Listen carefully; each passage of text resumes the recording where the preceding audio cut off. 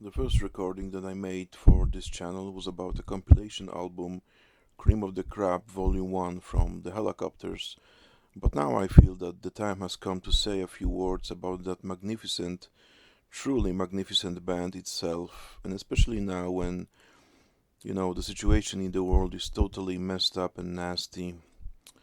I also really need to add that when I first discovered this band, I was completely blown away. Everything about their music was just pure perfection. The lyrics, the attitude, the energy, the passion, and the music itself. The funny thing is that even though I'm from Poland, at the age of 17 I moved to Sweden with my parents and my sister, and I lived very close to where Mr. Nicky Anderson lived back then, and where he probably lives still now, which I think is true. So, continuing the process of my growing up in Stockholm, Sweden, besides going to school and riding my skateboard, I would spend very long hours on listening to music, especially rock and roll. My musical education, so to speak, began very early in Poland when I was just a little boy. My mother worked for our local radio station in Olsztyn, Poland, and my father was a very active DJ during his high school years. So I had a very solid background from the very beginning. After moving to Sweden, I started to learn more and more about rock and roll. Thanks to the guys of the Hellacopters, I learned about bands such as the MC5, Sonic's Rendezvous Band, Radio Birdman, and Love with Arthur Lee. And similarly to Hellacopters bass player Mr. Kenny Håkansson, I spent my early teenage years on listening to lots and lots of punk rock music. The music of Hellacopters is just pure magic. Every single track, just every single one, is a rock and roll masterpiece, a staple and a perfect example of how rock and roll is meant to be played.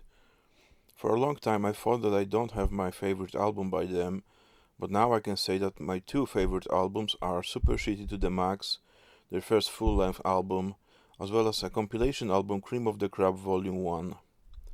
Super Shitty to the Max is raw, fast, loud, and angry. Every song is a powerful message to the world as to what the guys are about. There's 0% bullshit there, 0% fakeness. Everything is as true as it can be and as raw as it can be. Even though the album was released many years ago, it still sounds amazing. Its sound is timeless and priceless. I still listen to it almost every day or every other day. The tracks like 24 Hours Hell, Fire, Fire, Fire or Random Riot are so raw that they automatically fire up everybody who starts listening to them, no matter if you are an extreme black and death metal fan or instead of music you rather prefer the sound of an engine.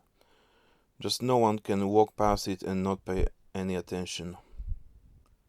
Cream of the Crop Volume 1, a compilation album of singles and B-sides, is so good that it seems that it comes from a different dimension. The first track of the album, Thanks for Nothing, is full of adrenaline and gives me goosebumps just every time I'm listening to it. After that comes Crimson Ballroom, as to which I don't have any doubt that it's from a different dimension. I can't find words to describe what's happening in my brain every time I'm listening to it. All the other tracks are equally super good, and again, I can't find appropriate words to describe them, so I'll just leave that to the listeners. Do it yourself, folks. The band disbanded in the year 2008, but thankfully in 2016 they got together again and continue to be an active and prolific rock and roll band.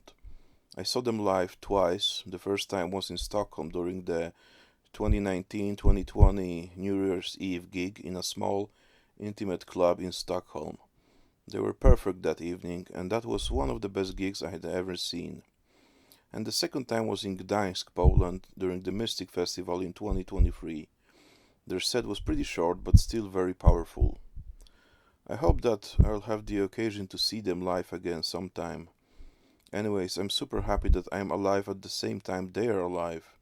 I'll forever remember this band, just the way I'll forever remember Lemmy and Motorhead. If you still haven't heard their music, please listen to them and you won't regret it. That's all.